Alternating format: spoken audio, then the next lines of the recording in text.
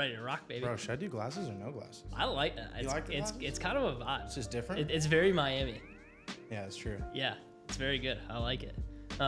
Sweet, dude. Well, Ashton, thanks for joining us. Welcome back to the Agency Therapy Podcast. Really stoked to have you here. What a moment of reminiscence. Right? Agency therapy. Yeah, well, you know, it's funny because the first time, well, it wasn't really a podcast, but remember we came into the traffic and funnels in office and you and I, we jammed for, you know, a good half hour on just like that transition. Yeah. Like, dude, so much has changed for you. And I feel like that was maybe like what, 2 years ago? Yeah, this would have been 2022. Yeah. Yeah. So, man, time flies. One, you're a totally different person. like shape wise, you're a totally different person. Thanks, man. Just you've been rocking the fitness journey, which I absolutely love. It's inspirational to kind of see the route that you've gone on that side. But most recently, you just got back from an awesome trip. Yeah, from Egypt. So 2 weeks, yeah. I know you're someone that does a lot of reflecting and a lot of when you take that time off, I'm sure you have some like really big takeaways and reflection points. What were some of like the big ones that you pulled from this previous trip? Because you're in a very inspirational place, right? With 100%. Pyramids, all of this architecture. Yeah. What were some of the big takeaways? Yeah, for me, it was a very, I don't know, like almost a closure, but also a start of new things for me because, you know, Egypt has been on my list for so long just because even our agency, Heman, was named after the architect of the pyramids in Giza. And so for me, it was kind of like this moment of we had just gone through a merger last year in October, and it's so cool and we're loving it so much, but also like so much for me, I put so much importance into names and like the origin story of it. And so with Heman, naturally that name going away, this was a cool moment of me being able to like, all right, let me go experience like this place that I've built and dedicated so much of my life for the last 4 or 5 years into building this thing. And at the root of it was this, you know, origin inside of Egypt. And so even with my tattoo here, so that was a really cool moment and even emotional for me of just kind of standing there and looking at this thing. And, you know, when I started the company, the reason why I named it that was because I was like, with the thing I want to build, the companies I want to build, I want people to be able to look at it and be confused at how it happened. How is this thing built, right? Just like with the pyramids. And then standing there and looking at what these people have built, I was like, how did these people do this? This is insane. And so it was a really cool moment of seeing that come to fruition for me. And then sitting there and saying that, like, you know, even though that name right now is not there, man, that's still so much of what I'm doing and what I want to do is build things that people will just look at and be like, how did this happen? Yeah. Well, I can tell you the outside perspective looking in and the conversations I have in our ecosystem is like, how are they doing what they're doing? It seems like it's such a big and grand scale of things that you guys are kind of going with and bad right now. And it's been really cool to watch that merger and take place and you and Eddie kind of like come alongside of each other and build this, like what it feels is this massive agency that is able to still move at lightning speed, even though you guys are relatively big. Can you kind of talk through a little bit of like, you know, how do you guys keep up with the speed? Like big companies tend to slow down, but you guys seem to be moving faster than ever. How are you guys keeping up that pace? Yeah, this quote really came to me recently, and it was basically from Mark Ford, and I wrote about it recently. But it was like the natural state of a business is zero, and the job of the business owner is to be the disruptor, to be the chaos, to be the irritator of action and momentum. And so I think that's one thing Eddie and I have both done really well in our careers is being the constant disruptor, the constant let's do this and drive things forward. And I think Eddie and I coming together even just more so makes that happen. But then beyond that, man, I think a lot of it is our team because while they might not have this vision or the drive that Eddie and I have, they are very much disruptors. They are very much innovators and incredible leaders. And so they love that environment. And so I think it's only because Eddie and I are freed up to do what we do really, really well. And our team allows us to do that we really do get to move fast. Yeah. I'm sure some people are a little curious, like two big founders kind of merging together. Typically, there's ego involved. There's, you know, you guys cross responsibilities over, because like before you were in charge for Heman of acquisition, bringing clients to the table. Whereas in Eddie, same thing with For Media, bringing clients to the table. How did you guys start to like merge some of those responsibilities? Did you segment things more? Are you still working on some of the same stuff as kind of like leaders of this business? Yeah, I think initially when we came in, the initial idea is, okay, Eddie, you know, you're really driving content, really driving brand, really overseeing the sales side. Ashton, you really oversee company excellence, leadership development, innovation of our products and our service deliveries.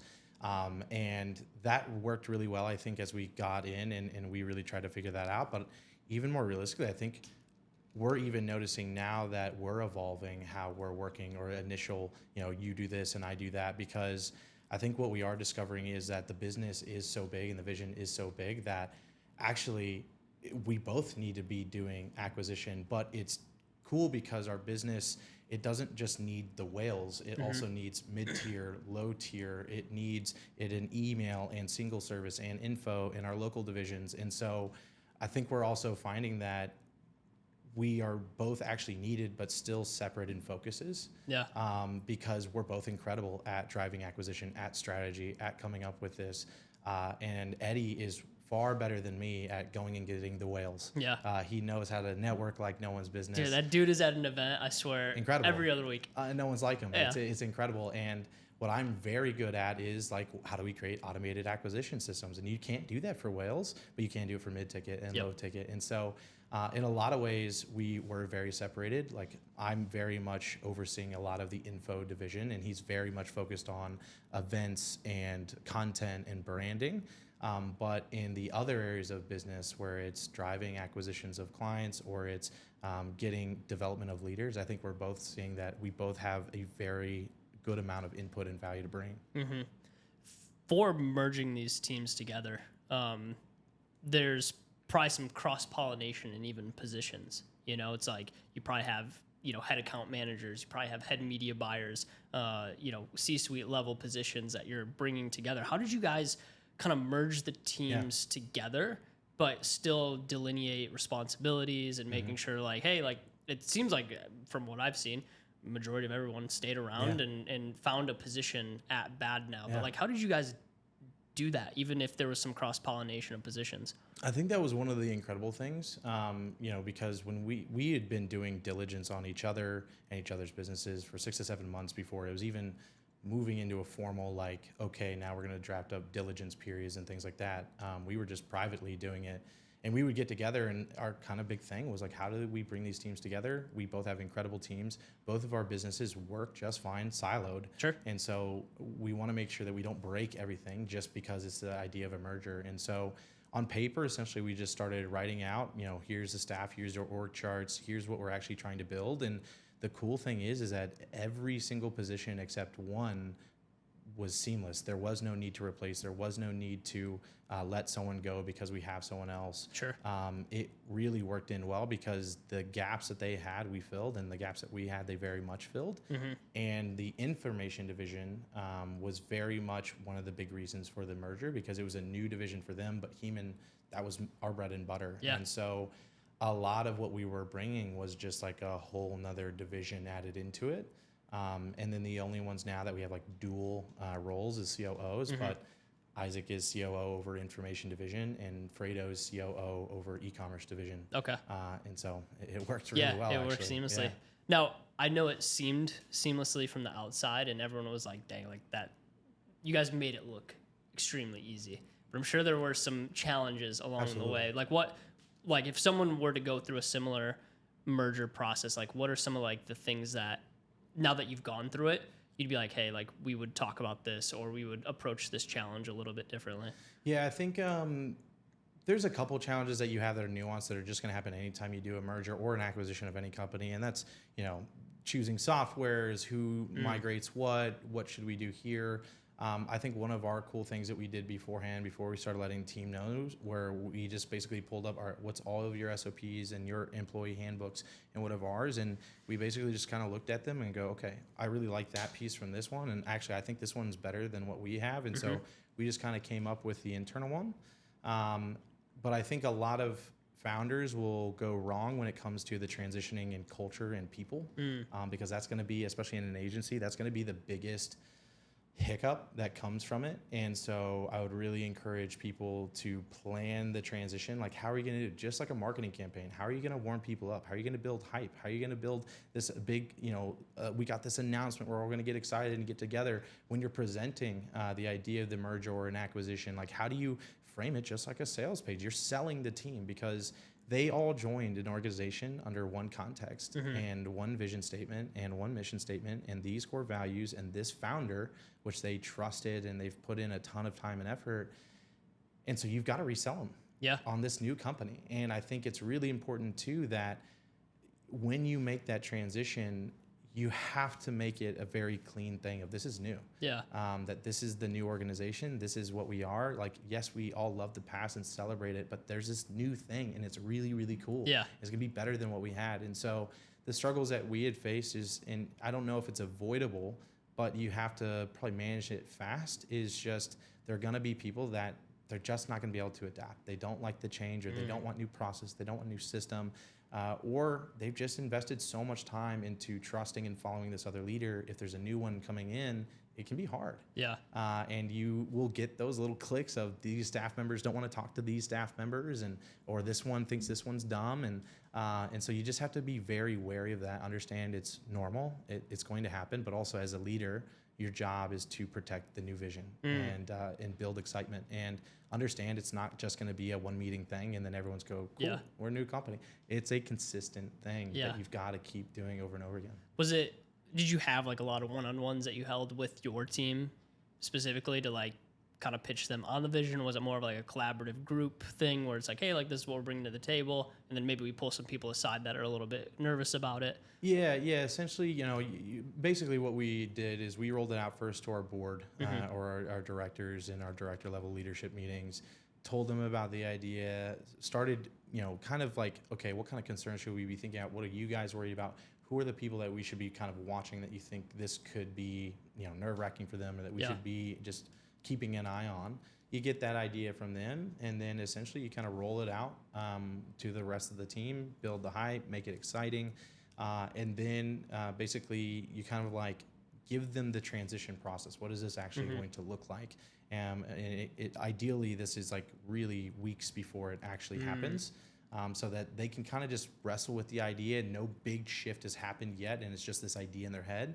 You can let them kind of like process it, and then a couple weeks in, when it actually happens, you start checking on those people that your leadership team is like, hey, let's watch this, and then just kind of temp check. And the biggest thing here is that you want to show people that like it's okay if this is no longer for you. It's okay if this doesn't excite you. You've dedicated your time to this company, and it's beautiful, and like we'll do whatever we can to transition you well or get you excited about something. But most of the time, more times than not, because I'm still here, I'm still a part of it. And it's not just our vision, it's still our vision. It's now just bigger and it's more exciting. They'll normally fall in line and get excited. Yeah, absolutely. What about the client side?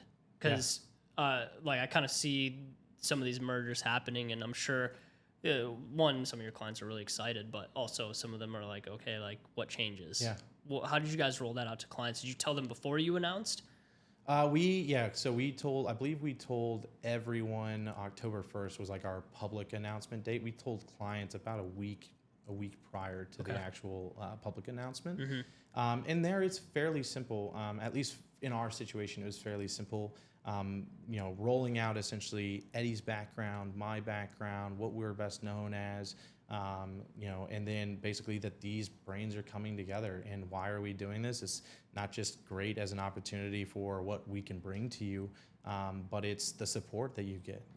They were incredible at content and retention. We were incredible at copywriting and ads and funnels. And it's like, this is now a holistic promise and a holistic service that you have, to where you're getting some of the best in the world in all areas being brought to you.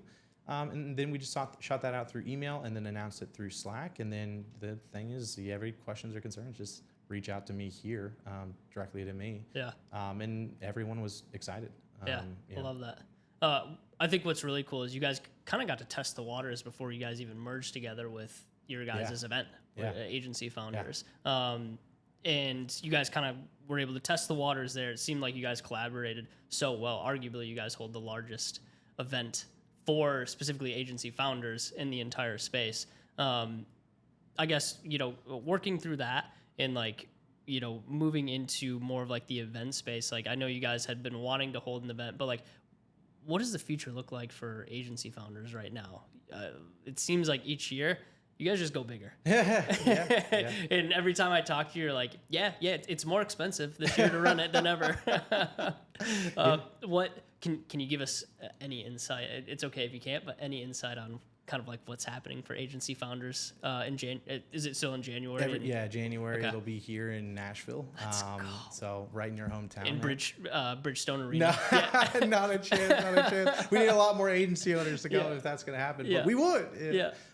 No, I mean, honestly, man, it's not like we have this grandiose plan for it. And I think that even since the beginning, it started as why does everyone just put on such a lame event? They're like, why are we in this crappy hotel conference room, or the food's really rough, or like it just feels disorganized. And so it just kind of started as like, how hard could this be? Why is this always happening? Yep. And then it just, I think naturally because of our personalities, it's just like, it can't be lame. It's got to be fun. It's got to be more than just someone coming and learning a nugget or two, or, really our things from the events are always networking and the experience. Like if you can leave an event, you get 1 or 2 nuggets, that's really all you need. But then the rest of the time is just, you come back excited. You come back, with your calls lined up for the next 3 months of like different people that you've met with that you're now collaborating with, or just building a relationship. And so for us every year is just, how do we make this the coolest event? Yeah. And, we can't make it the same or less than last year. And because we're also getting more people, like our goal is kind of never been profit at the events. Yeah. If we can break even, we're really freaking happy. And so with that, it's like the more exposure we get, the more people that come, the more we're like, oh man, we really know some cool things that we'd like these people to experience. And for me, I don't know about Eddie, but I know for me, like when it comes to the event side, one of the things I remember growing in the entrepreneur space when I was just getting started out, one of the things that we see from like ads or from Instagram or even events, you kind of get that taste of a lifestyle that you don't have yet, or the potential. And so for me with these events too, they're kind of a way of like, if I can get these agency owners to feel, even just for a few moments, at that level of success. Yeah. They feel like everything's possible, or they're surrounded by other successful people who are generous and caring and supportive. If I can get them to feel like that for even a little bit, I know it makes a world of difference, because it did for me. For sure. Yeah, it definitely does. And I think the note to kind of take from, even you guys, like, even if another agency doesn't host an event, is the positioning power you guys get from hosting an event that big. Yeah. And I think that is something that you guys are masterful at, is the positioning of, one, your guys' scale of a company, but also your ability to deliver results for clients. As far as like your positioning, are there any like methodologies? Because like we talk about this all the time with our clients, like positioning matters. Like how you are perceived inside of this marketplace is either going to keep you small, or it's going to make you infinitely larger. What are some things that you guys have consciously thought of in your positioning that allowed you guys to kind of grow and be kind of like in my opinion, one of the main focuses in like the D2C e-com /info space? Well, I think first off, brand matters. In the very beginning, I don't think it necessarily matters for a lot of people. You just need to figure out how to generate results. If you can generate results, you can develop a decent amount of income. But when you start to get really large and you start to pay $900,000 a month of payroll, brand really matters. And so you'll invest in things because of the non-linear returns. And so with the events we do, right, our hope is to break even. How many people would do all of that work just to hope to break even? For us, it is because of the nonlinear returns of, not only is it great for the agency space, if we can deliver incredible value and agency owners can actually do better, it just increases the reputation of everyone. But also in the agency space, if we ever look to acquire, if we're looking for even just for clients' reputation, they see the things that we're doing, or the event we did in Vegas is like, if we can invest into that stuff, it's just also like, okay, yes, there's a direct return of what clients are we getting. But there's also the client that I'm going to be talking to in 6 months that's an absolute whale that does an ounce of research on us and sees what we're doing. it's just head and shoulders above the rest. And so that's definitely an area that we look at, and which is why we put so much effort into all the details of every event. It can't just be cool with hype on social media. It actually has to be cool when people show up. Yeah. And it's excellent every time. Every time that I go out to them, man, they're 10 out of 10. Kind of moving away from the event side of things and more moving back into how you guys are kind of like building, growing, scaling agencies. You guys have done some acquisitions, right? So merger between you and Ford Media, and then you guys acquired some agencies as well. You acquired a London agency, I think a Denver agency as well, Amazon agency. Can you give us like why acquisitions? What has that done for your guys' presence as an agency? Like, why go down that route? Like, why should people be thinking about acquisitions as a growth channel? Yeah, so I do think it depends on like what your long-term goals are. However, when it comes to acquisition can speed up almost everything that you're looking to do inside of growth. And so for us, it wasn't just how do we purchase things that have complementary services so they're not doing the same thing or they'd serve a different purpose. Example, the Denver was Amazon, right? Yep. Amazon is absolutely a massively growing channel. It's only going to get better, especially as they're working on integrations now with TikTok and Meta, where it's like natively integrated. So we saw the future with Amazon there. And so it was one of those things where this is a no-brainer. This is an added value of service that we could do really well at, but also serves our existing clients better. But then London was very much there's the payroll and the economics is much less, so we can attach ourselves to a completely different market that Atlanta, which is on the more expensive side, wouldn't be able to address. Yep. And so there was that side. And that covers like that mid tier that you were kind of talking about. It's like, hey, like we weren't able to do that because we were just outpricing. Right. Yeah. Mid to low people tier that we could help. Exactly. And so for us, it's either yes, could it build the services that we have, or it's talent acquisition. We're moving into some now that it is some talent acquisition, but there's also now portfolio clients that we want to acquire to have a part of our portfolio. And so there's those intentions, but in the beginning it was talent acquisition and complementary services. Yeah. So acquisitions is still on the roadmap for you guys currently. We'll absolutely continue to build it, because for us, we're also looking at evaluations, right? And so one of the easiest things to do is if you can afford it or you can work the deals correctly. And there's a lot of times that these are zero cash out of pocket deals, but instantly a massive boost in revenue and top line revenue for the business. And realistically, if we can come in and make sure their team is healthy and that the margins are good, or we have all the processes for knowing how to run a successful agency, we have resources. And so a lot of times you can come into an agency and they no longer need the back office. They no longer need all these softwares because we're already paying for them. So even if the agency itself isn't super profitable, if we like the founders, we like the team, we believe they're experts at what they do, they'll really add value to our clients, then there's a lot of trimming that we can do to make that business a very healthy add-on. And then overnight, you've added 10, 15% of revenue to the business. And that all fits inside of the vision of like what you guys are building currently. Right. So when it comes to kind of like developing this, like we call them like big, hairy, audacious goals, the big vision for the company, how do you guys collaborate on something like that? Like, because obviously you had a vision from Heman, Eddie had a vision for media, you guys brought it together. Like, what does some of that groundwork look like? Yeah, so I think that was the good thing where like we just came together and rebuilt it. The cool part is, and one of the reasons why we even explored the merger in the first place to this level was we both had very similar visions and methodologies and philosophies on the agency and how we wanted to run it. And we could tell that not just from what we said, but because we were also partners and agency founders, our teams worked together. We had a lot of clients that would use them for creative or us for ads. And so our teams had worked together a lot. And you can see that the philosophies for running the business were very similar. Yep. And so for us, the new vision or the new core values was more semantics because the way we perceived to do business with integrity and the way we wanted to work really hard and we wanted to push the boundaries was already lined up. Yeah, amazing. Now, I kind of want to humanize Bad for a second. Yeah. People think that agencies, your guys' size, don't come into like bottlenecks and challenges. What are like some of the big things you guys are working on right now that you're like, hey, like in order for us to reach this vision, in order for us to get to the next level, like what challenges are you guys trying to solve now? Yeah, I love that you asked this question because I think a lot of agencies, even if they're way smaller, be like, oh, it's the same thing. Yeah. They're like, I want this exact same thing. And I was like, are you sure? Well, are you sure you want that? It's funny. Yeah. Cause it's just a bigger problem. You know, it's talent acquisition, Yep. client acquisition. Yep. That's really about it. Yeah. And those are our biggest bottlenecks. We just had our boardroom retreat this past week. And so we're just coming out of it, of reviewing the last 6 months. What do we want to achieve the next 6 months? And the main two headlines was our biggest problems in the business right now are mid to low ticket client acquisition and hiring proper talent, or hiring taking too long, or hires coming in that were not good fits, which are all very painful for the business. And so for us, those are our biggest problems. Yeah.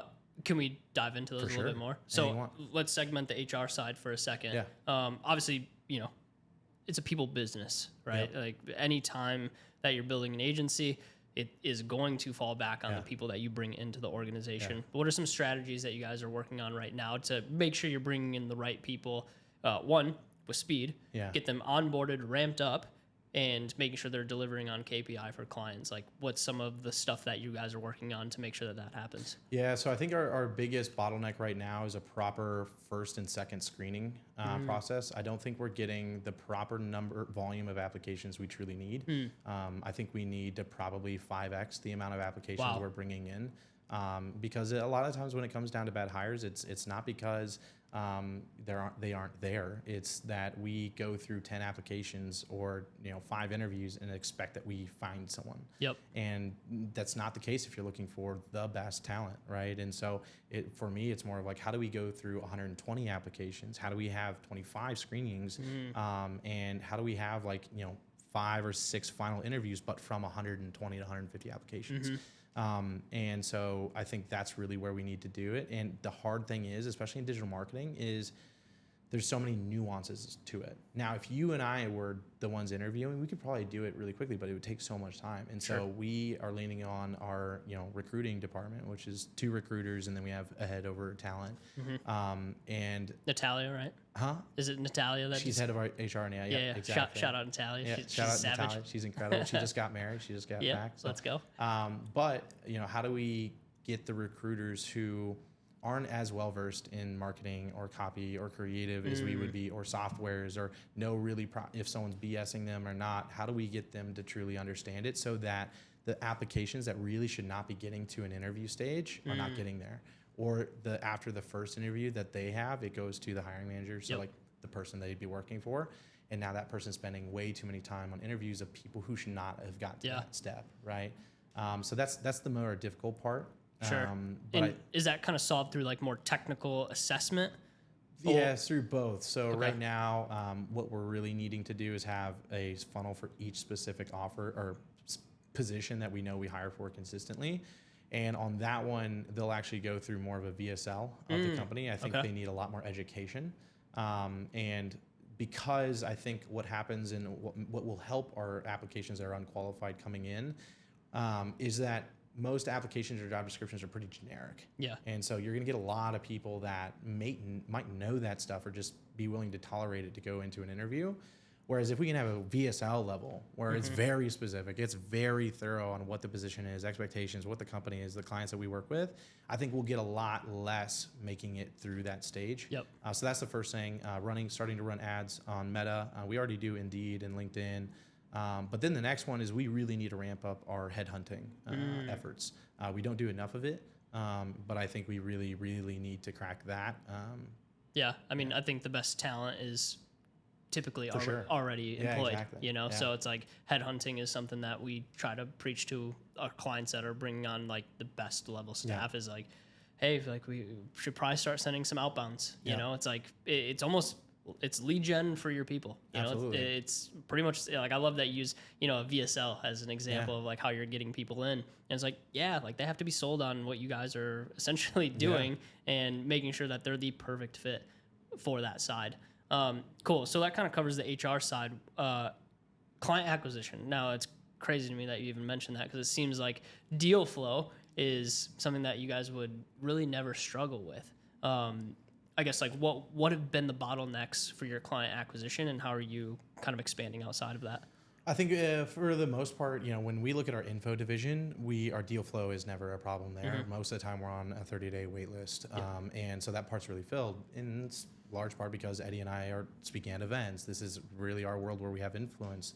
But when you think about when you have a team of 200 some people, or nearly 200 people, you have to maintain a lot of clients. And let's say, for example, you do $1 million a month, and you will expect, let's just say, a 10% churn. That's $100,000 every single month of new revenue you have to produce. And so that's a lot of pressure, and it can't be from me and Eddie just going and bringing in more info clients, because our infrastructure has to grow with it. And we can't just bring in 6, 7, 10 clients, even though we probably could. But just hiring and staff and all that, it's not possible. So you have to go in and fill in, okay, what about the email only service? What about our local division that works with auto dealerships? What about our e-commerce creative? What about Amazon? What about our London division? So those are all areas that have to have support. And I think to this point, we've been relying a lot on organic, a lot on reputation, but we are to the point now where it can't be Eddie and Ashton bringing in those sales. We can't just depend on inbound calls from people just reaching out on our website, which happens a ton, but we need actual acquisition ads, campaigns, funnels, going after those that are working really well, specifically for those markets. And we're like an agency like everyone else. It's not easy to acquire clients. And so for us, though, we have so much content from Hemonex, all the courses that we've built over the time. We have communities. And so for us, it's, man, we need to get our newsletters spinning back up. We need to get low ticket products back into the market. We need to get these, not just direct to application, which is all we've been running. And so actually starting to build those of like, okay, monthly live summits, all these case study drops, advertorials. So we just got to get that stuff spun up again. Yeah. Have you guys peeked under the LinkedIn hood much as of recent? For advertising for clients, we have not. We do quite a bit of organic and outbound through LinkedIn right now, but we don't do any advertising. Okay. Yeah. I mean, I don't know too much on the advertising side, but man, like LinkedIn outbound has been just a magic wand for us as far as our client acquisition, and even for our clients, booking calls. It's been, one of my biggest recommendations to any agency. It doesn't matter the size, is like, there's just, it's such a good platform to like narrow the focus and find exactly who you're looking for, because there's no other social platforms that you can get like a sales navigator, segment down into the size business that you're looking for, the exact decision maker that you're trying to get in touch with, and then from even your own profiles, be able to send a direct message to that person. It could be a Fortune 500 company that you could talk to. Literally, you could send a message, an email to the CMO of that business, and it's like instant access to decision makers. So, and it's like, I think it's underplayed because I think LinkedIn is sometimes seen as like this dry and almost like there's a lot of nonsense. There's a lot of like AI, comments and AI written posts and all that. So like I understand, but there's also, once you kind of find like this certain group of people that actually post valuable information, you start to notice that there is a huge marketplace for acquisition on LinkedIn, and I think it's super slapped on right now. Yeah, absolutely. Yeah, we both Eddie and I have people that use our profiles to send DMs and messages. Although I don't know how it's doing. I should probably check it out. Yeah, absolutely. Well, what other you mentioned some like paid ad strategies and things like that. Is there anything that you guys are really pushing on right now? Well, beyond advertising for acquisition, we love the events side. Like we think it's the most slept on strategy that people don't use. Our Vegas event proved that to us. We have another one that we're doing in September. Was the Bad After Dark. The tuxedo. Exactly. That event right there. That like set the precedent where we're onto something here. No one's doing it to this level, and so we should just go all in on it. And so now we have another one in September. But we're going to start, you'll probably start seeing us at a lot of conferences where you'll just hear that there's an after party. And it's been great. It's kind of a page out of like the, Nick Shackelford Geek Out type book, which was like, hey, you're going to come out to this event. You're going to learn about e-commerce. We're going to have these crazy experiences that we take you guys through and like really make it, a high end experience. And then, obviously on the back end, there's probably some client acquisition that happens from those types of events. How are you guys like how many of those events do you think you can do a year? It depends if we start hiring teams, because to this point, like, we've just handled everything, Yeah. and you know, we're really good at it. And I think that's maybe one of the harder things for us is like, okay, how do we make sure that if we did scale this effort, that the quality stays really, really high. We did work at the Vegas one. We worked with Icon Becker, who was incredible. Shout out Icon. Shout out Icon, man. Dude is Pulled off a miracle in like 3 weeks. You yeah, know, it was like, insane. yeah, this idea, you know, for us, not even just hosting our own event, it's just like, just host a party. Like no content, no education, just make it a great time, because that's what people are going to remember. Yep. And we can go to events that have already paid the marketing to get everyone there, right? We went to go to Affiliate World, go to the Funnel Hacker Live, like they've already paid all the marketing to get people in a zip code. And then you host an after party that's like not content. Everyone's always, every time you go to an event, what are people wondering? What are we doing after this is over? Yeah. Where are we going to go eat? What are we going to go do? Whatever. And if you can be the place to be after it, everyone will go and you get to pick. And so for us at that event, you had to register. You couldn't get in. We had bouncers at the door unless you registered. You had to be doing at least $3 million a year in your business. And when you came in, we knew your industry, we knew your business, we knew your size, we knew your revenues. And we had people wear colored bands based on their industry, so that tech people could see what e-com people, and they could see agencies. And, and so... and you probably collected some emails and phone numbers. All their and emails, it's like, all their, yeah. And, so now you have this awesome list that, one, you can remarket to. Yep. Send them through your email newsletter, and then also have, you know, your setting team give them a ring about, hey, how did the event go? Did you enjoy it was incredible. Yeah. We're so glad he came out. Yep.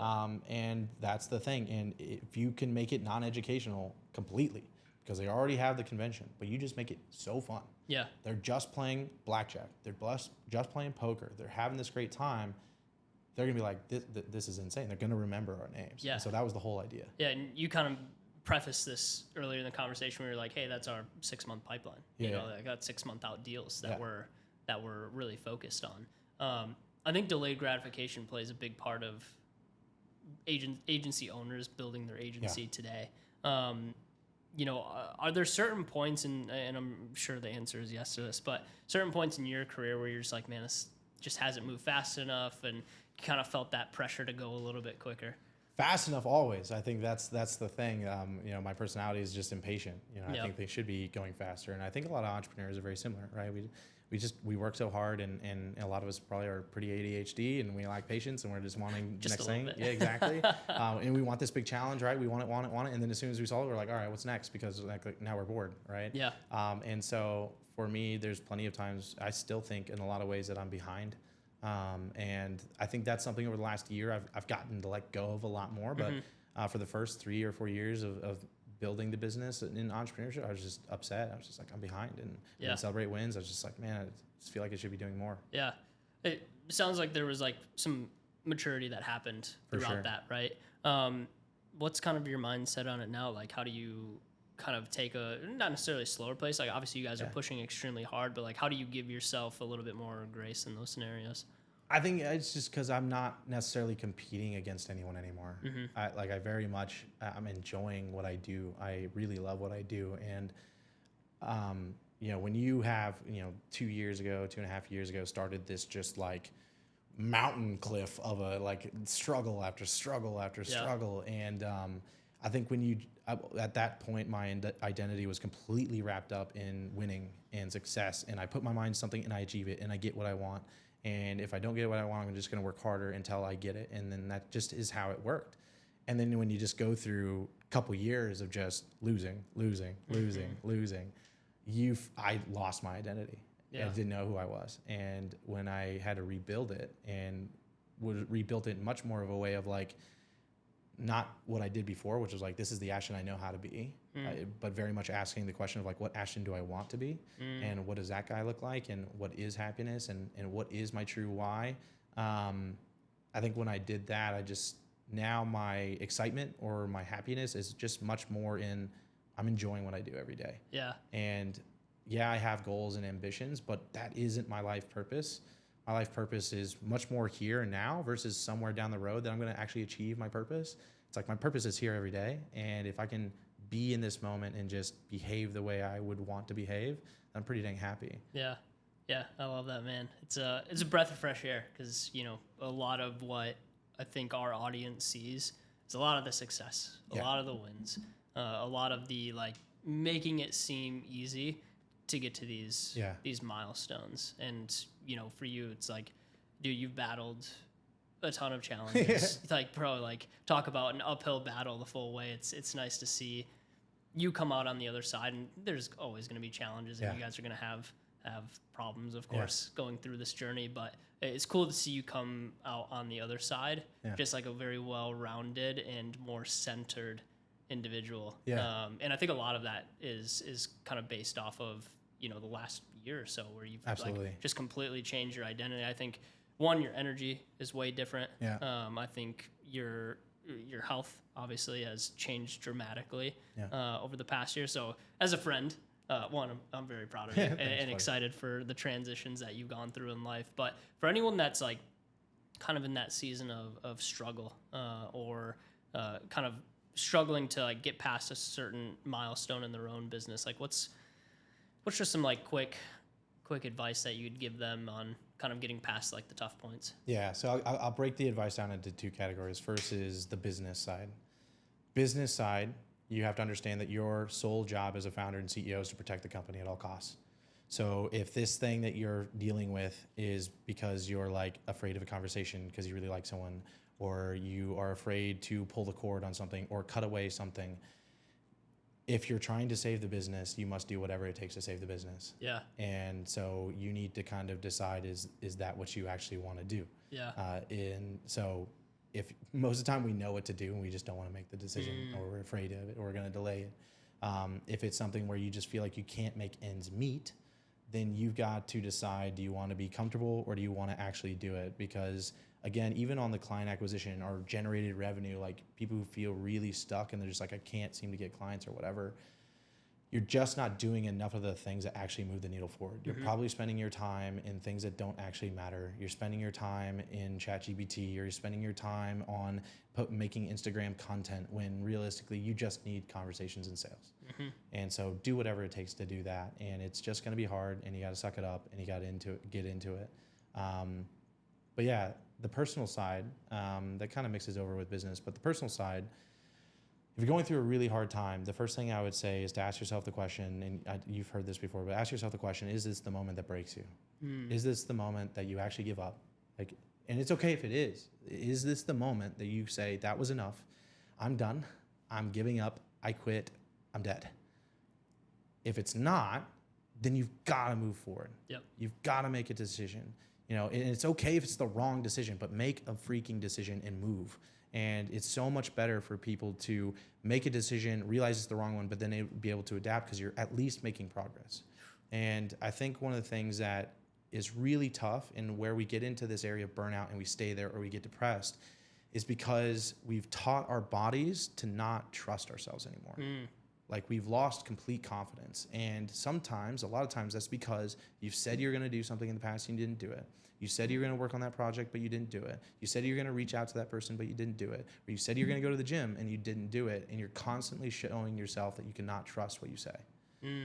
And so that's why if you're in a moment where you're in trouble or you're in a rough spot or you've lost confidence, I tell people to just set some goals every day. Like it doesn't matter what it is, just say you're going to do something and do it. Make your bed after you wake up and do it. Eat this for lunch and only that and do it. All right, go to the gym and do it. But it actually doesn't matter what it is. You just need consistent reinforcement to your mind that if I say I'm going to do something, I do it. It's that accumulation of like just starting to get those small wins back, and then they just start to build on each other. Absolutely. I mean, most issues we face when it comes to mindset kind of starts with a lack of confidence in something, right? Like everything can hit the fan, but if you have some level of confidence in yourself, you can make it through almost anything. And so all your goal is, or when I'm lacking clarity, or if I'm in a spot where I feel scared, I've got to remind myself that I can do whatever I set my mind to. And in the beginning, it just doesn't matter what it is. It just matters of I'm vocally expressing something and then I follow through on it. I love it, man. Well, I think this is a good place to kind of start bringing it back around here. I ask one final question to all my guests that come on the show as the very last question. Do you know what it is? I don't. You don't? Okay. I don't. I always ask about their morning routine because I love hearing about entrepreneurs' morning routine because everybody has something different. The one that I always reflect back on is like we had John Danes on the pod.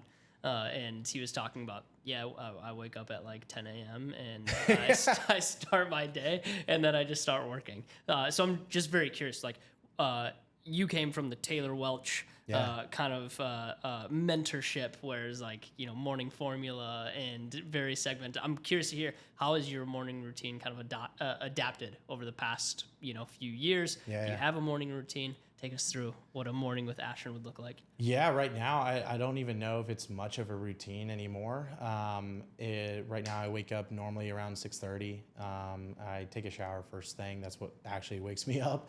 Take a shower. Warm shower or cold shower? Warm shower. Okay. Warm shower for sure. Yeah, nice. And then normally it's going into the kitchen. I do athletic greens in the morning. I take my supplements. And then typically I'll head straight to the office. On the way to the office, I listen to an audiobook and I get to the office and I'll normally jump right into work.